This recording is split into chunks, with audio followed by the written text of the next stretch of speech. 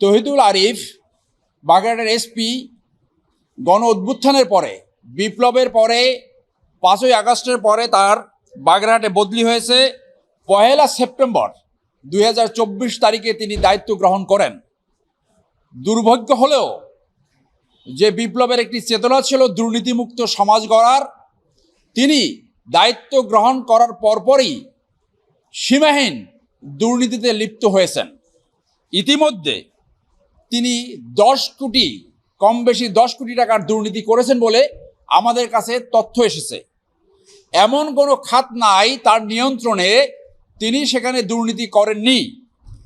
মনিয়ারি স্বাস্থ্যবিধান সামগ্রী এবং ব্যবহার্য দ্রব্যাদি, এইখানে তিনি 45 লক্ষ টাকার দুর্নীতি করেছেন।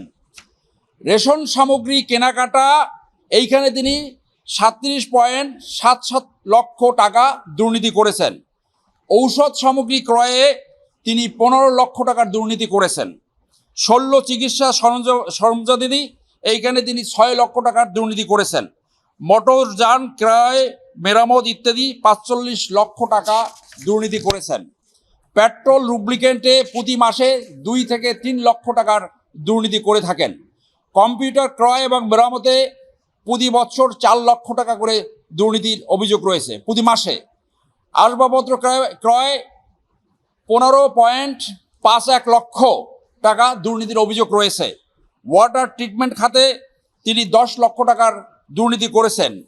এর চেয়েও ইন্টারেস্টিং হলো, চোরের উপরে উনি বাটপারি করেছেন। ওনার আগে এইখানে ভূতপূর্ব যে এসপি ছিল আবুল হাসনাত 2023 অর্থ বছরে 59 লক্ষ টাকার আসবাবপত্র ক্রয় করেছিলেন। আসবাবপত্র তিনি গ্রহণ না করে টাকা উঠাই নিছেন।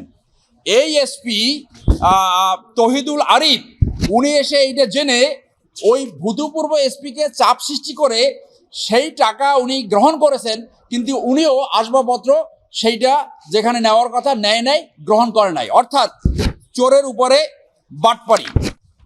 কাঁচামাল এবং খুচরা যন্ত্রাংশ এইখানে এই খাতে 29 লক্ষ টাকা খরচ দেখিয়েছেন, অথচ এর অর্ধেকের বেশি সে কিনে নাই। এছাড়া রয়েছে নিয়োগ ও বদলি বাণিজ্য।